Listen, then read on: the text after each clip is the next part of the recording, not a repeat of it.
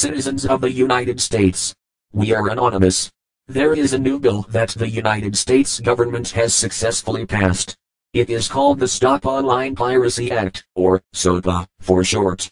Also known as the Protect IP Act of 2011.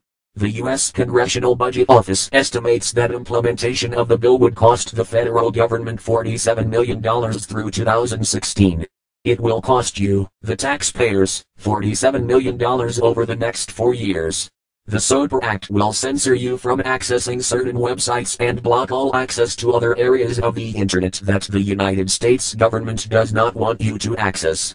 The SOPA Act essentially means that, even if you make a video of your child playing or singing and you have music playing in the background, or video on TV, you are breaking the law, and the government will order the websites that host your content to censor your content because of their new bill.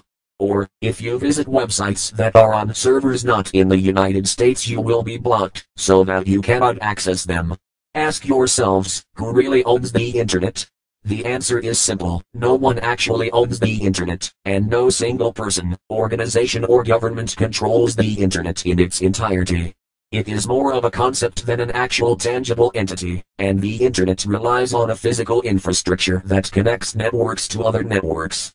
There are many organizations, corporations, governments, schools, private citizens and service providers that all own pieces of the infrastructure that make up the internet, but there is no one entity that owns it all.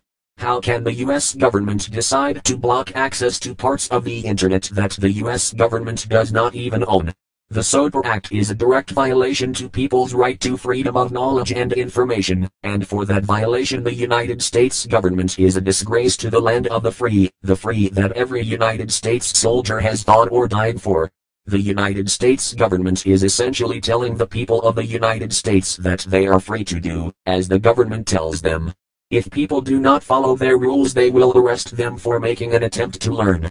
But the government will tell the media that these people are getting arrested for acts of treason, domestic terrorism, or internet piracy.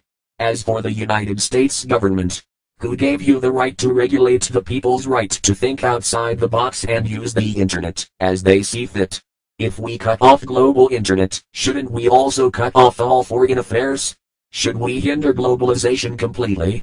Perhaps all other world trade centers are acts of terrorism by existing, as they use the internet for commerce. The ambiguity of this bill should terrify you. This video likely will not last long on YouTube. As long as you can, download YouTube Downloader, and help us share this message. If you speak, they have to listen. If they do not listen, their blatant disregard for the people will not go unnoticed, and is not acceptable. Doing nothing is the worst thing you can do. We are anonymous. We are legion. We do not forgive. We do not forget. Expect us.